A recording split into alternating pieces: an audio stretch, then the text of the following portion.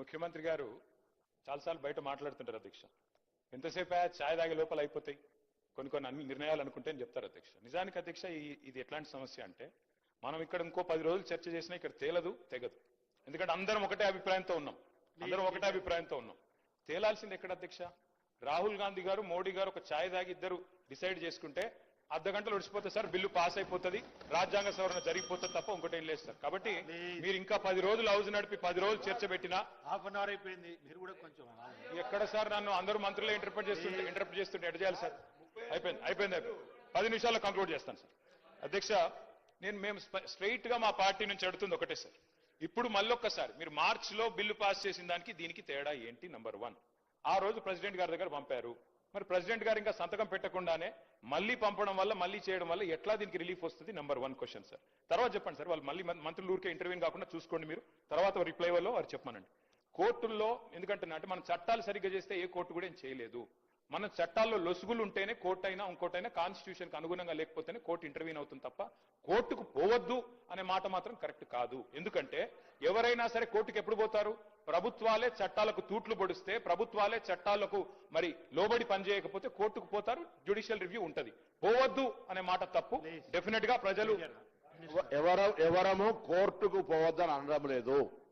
మేము ఆ న్యాయస్థానాల పట్ల గౌరవం ఉంది, కానీ మీ మాటలు కోర్టుకు పోవాలే అనే అటువంటి సంకేతాన్ని ఇచ్చే విధంగానే మీరే పోతారు అనేటువంటి విధంగా సంకేతం ఇచ్చే ప్రయత్నం జరుగుతోంది. ఇంతకంటే మీరు అన్నట్టుగా నరేంద్ర మోడీ గారు, రాహుల్ గాంధీ గారు ప్రధాన ప్రతిపక్షంగా కూర్చుంటే షెడ్యూల్ 9 ప్రకారంగా వస్తుంది. కానీ ఇలా రాజ్యాంగంలో సుప్రీంకోర్టు జోక్యం చేసుకొని తమిళనాడు కోర్టు ప్రభుత్వంకు సంబంధించిన నివేదికల మీద చర్చించింది. నేను ఇవాళ మీ ద్వారా కోరుతా ఉన్నా, గౌరవ పార్టీ పరంగా మాకు సంబంధించిన కొంతమంది మంత్రులు, సిపిఐ నాయకులు కూనంనేని సాంబశివరావు గారు, ఎంఐఎం తరఫున, అదేవిధంగా బీజేపీకి సంబంధించి మీరు వర్కింగ్ ప్రెసిడెంట్ గా మీరు, మీ బలహీన వర్గాల మంత్రి కమలాకర్ గారు రండి. రేపు గవర్నర్ గారు కలిసి 3వ హౌస్ కు సంబంధించి వివరిద్దాం. దీనికి సంబంధించి ముందుకు పోయే ప్రయత్నం చేద్దాం. ఎవరైనా అటువంటి ప్రయత్నాలు ఆపడానికి ప్రయత్నం చేస్తే అడుగుదాం. ఇది గాక ఏ మార్గం చెప్తారో చెప్పండి, తప్పకుండా దాని ప్రకారం 42% బీసీలకు స్థానిక సంస్థలో వాటా ఇస్తూ ఎన్నికలు నిర్వహించాలనేది మా ప్రభుత్వ ఉద్దేశం. దీనికి సంబంధించి రాజ్యాంగపరమైన అంశాలకు సంబంధించి ఇబ్బందులు ఉన్నటువంటి మాట వాస్తవమే. దాన్ని ఏ విధంగా ఓవర్కమ్ అవుతామో దానికి సంబంధించి అన్ని రకాలుగా ప్రయత్నం జరుగుతున్నది కాబట్టి చేస్తా ఉన్నాం. ఈరోజు ఆర్డినెన్స్ ను తొలగించడానికి సంబంధించి తొలగించిన తర్వాతనే మేము పెట్టిన 42% సంబంధించి గతంలో మార్చిలో తెచ్చిన తర్వాత గవర్నర్ గారి దగ్గర నుంచి రాష్ట్రపతికి పోయినటువంటి మాట మీకు తెలియదా? తమిళనాడు ప్రభుత్వానికి సుప్రీంకోర్టు ఎటువంటి ఊరట ఇచ్చిందో తెలియదా? ఇవన్నీ తెలిసిన తర్వాత కూడా మీరు అట్లా మనం నెగటివ్ గా కోర్టుకు పోవద్దని చెప్తారు. మేము ఎప్పుడు కోర్టుకు పోతాను, కోర్టుల పట్ల అపారమైనటువంటి విశ్వాసం ఉన్నది. కానీ మనం కోర్టుకు పొమ్మని ప్రవోక్ చేసేటువంటి విధానం మంచిది కాదు. దయచేసి నేను మళ్ళీ చెప్తున్నా, టీఆర్ఎస్ పార్టీగా ఎవరో పాత కాంగ్రెస్ నాయకుడు పోయిండని చెప్పి మీరు ఎట్లా చెప్తారో భవిష్యత్తులో అటువంటి కలంకం తెచ్చుకునే చర్చ చేసేటువంటి అవకాశం లేకుండా ఉండండి. ఈరోజు దీనికి సంబంధించి క్షుణ్ణంగా తెలంగాణ వ్యాప్తంగా బలహీన వర్గాలకు సంబంధించి మనం ఢిల్లీలో ధర్నా పెడితే అధ్యక్ష సంబంధం లేకుండా గ్రామీణ ప్రాంతాల నుంచి స్పందన వచ్చినటువంటి పరిస్థితి. ఇలా గ్రామీణ ప్రాంతాల భావోద్వేగాల వ్యాప్తి చర్చ జరుగుతోంది. ఈ చర్చను టీఆర్ఎస్ పార్టీ చేస్తున్నటువంటి కోర్టు ఇతర ప్రస్తావనలన్నీ క్షేత్రస్థాయిలో గమనిస్తా ఉన్నారు. దయచేసి పార్టీ స్టాండ్ స్పష్టంగా చెప్పి ఏకాభిప్రాయంగా తీర్మానం తీసుకొని నేను రేపు ఉదయం గవర్నర్ గారు టైం తీసుకుంటాం, మన అభిప్రాయాన్ని వారికి ఎట్లా ప్రధానమంత్రి గారి సమయాన్ని పాయల్ శంకర్ గారో లేకపోతే మహేశ్వర రెడ్డి గారు ఇప్పలేకపోవచ్చు, తప్పకుండా గవర్నర్ గారు విజ్ఞప్తి చేస్తాం, పోయి రిప్రజెంటేషన్ చేద్దాం రమ్మని చెప్పి కోరుతా ఉన్నా. దీనికి సంబంధించి అపశకనాలతో ప్రారంభమయ్యే సభ అపశకనంగా మాట్లాడకుండేటువంటి విధంగా ఉండాలని సందర్భంగా మరొకసారి గౌరవ నాయకులందరికీ పార్టీలకు విజ్ఞప్తి చేస్తున్నాను. ఇంటర్వ్యూ అయితే ఎట్లా సార్? రిప్లైలో చెప్పొచ్చు, ఈ కొత్తగా ఏం చెప్పలేదు వారు, రిప్లైలో చెప్తే చాలు. నేను 5-10 నిమిషాలు కంక్లూడ్ చేస్తాను సార్. గౌరవ మంత్రి గారు మాట్లాడుతూ మాకు కోర్టులు అంటే చాలా గౌరవం ఉందన్నారు అధ్యక్ష. సుప్రీంకోర్టు అన్నా హైకోర్టు అన్నా చాలా గౌరవం ఉందన్నారు, చాలా సంతోషం. ఎందుకంటే సుప్రీంకోర్టు మన తీర్పిచ్చింది సార్. 10 మంది ఎమ్మెల్యేలు ఎవరైతే పార్టీ మారారో వారిది కూడా మరి స్పీకర్ గారి పరిధిలో ఉంది. వారి విషయంలో కూడా స్పీకర్ గారు నిర్ణయం తీసుకుంటారని మేము ఆశిస్తాం. కోర్టుల మీద గౌరవం ఉందన్నారు కదా సార్, అందుకే చెప్తున్నాం. అట్లాగే సార్ వారు అన్నారు సార్ మేము ధర్నా చేశాము ఢిల్లీలో అన్నారు, మేము రాలేదు అన్నారు.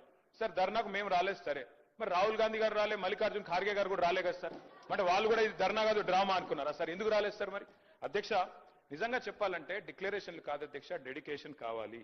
మేము ఒకటే అంటా ఉన్నాం అధ్యక్ష, ఒకటే గవర్నమెంట్ 5 గొంతులతో మాట్లాడితే కరెక్ట్ కాదు. మీరు కన్ఫ్యూజ్ అయ్యి అందరినీ కన్ఫ్యూజ్ చేసే ప్రయత్నం Please కరెక్ట్ repeat కాదు. చేయకండి. డెడికేషన్ తో కూర్చొని పనిచేయండి, శాస్త్రీయంగా పనిచేయండి. మేము సిన్సియర్ గా ఒకటే కోరుతా ఉన్నాం సార్. ప్రధానమంత్రి గారు అపాయింట్మెంట్ ఇస్తలేరు, ఇక్కడ ఉన్న ఎమ్మెల్యే గారు ఇప్పియాలంటారు. ప్రధానమంత్రి గారి అపాయింట్మెంట్ ఎమ్మెల్యే గారు ఇప్పిస్తారా? సరే, ఎక్కడైనా దేశంలో ఇది మాకు తెలియదా? ముఖ్యమంత్రి కార్యాలయం నుంచి అడిగితే ఇస్తారు. 52 సార్లు ఢిల్లీకి పోయినారు ముఖ్యమంత్రి గారు, 52 సార్లు పోయినారు. 20 నెలల రికార్డు సార్ ఇది. మరి 52 సార్లు పోయి ప్రధానమంత్రి గారిని చాలా సార్లు కలుస్తారు. మినిస్టర్ గారు. మొన్ననే చీఫ్ సెక్రటరీ గారిది ఇప్పుడు మళ్ళీ మీరు రిపీట్ చేస్తుంటే నేనేం చేయాలి? అది కాదండి, మీరు రిపీట్ చేసుకుంటూ అదే మాటలు మాట్లాడుతున్నారు. మీరు 2-3 సూచనలు అన్నారు, ఒక సూచన చేసి మళ్ళీ మొత్తం ఇష్యూ డైవర్ట్ చేస్తున్నారు. Please conclude. సార్, ఈ సమస్య తేలాలి అంటే ఇందాక నేను చెప్పినట్టు 2 మార్గాలు ఉన్నాయి సార్.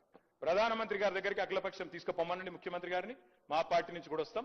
తప్పకుండా మా పార్టీ స్టాండ్ ఇక్కడ చెప్తున్నాం క్లియర్ గా. We are in support of this bill అని చెప్తున్నాం. రెండోది సార్, ఏదైనా చేయాలి పని అంటే డెడికేషన్ ఉండాలి సార్, ఉత్త డిక్లరేషన్లతో కాదు. ఆ రోజు కేసీఆర్ గారు నేను ఆంధ్రప్రదేశ్ నుంచి పోతున్నా ఢిల్లీకి, తిరిగి తెలంగాణలోనే కాలు పెడతా అని చెప్పి పోయిండు, సాధించిండు. ఇవాళ ముఖ్యమంత్రి గారు కూడా చిత్తశుద్ధి ఉంటే సార్, వారు కూడా డిసిషన్ తీసుకోవాలా, చెప్పాలా. మరి బీసీ బిల్లు సాధించడో లేకపోతే నేను మళ్ళీ ఢిల్లీకి హైదరాబాద్కి రానని చెప్పి అక్కడే కూర్చోమనండి, జంతర్ మంతర్లో ఆమరణ దీక్ష చేయమనండి. మేము వద్దుంటున్నామా సార్? కూర్చోమనండి గట్టిగా.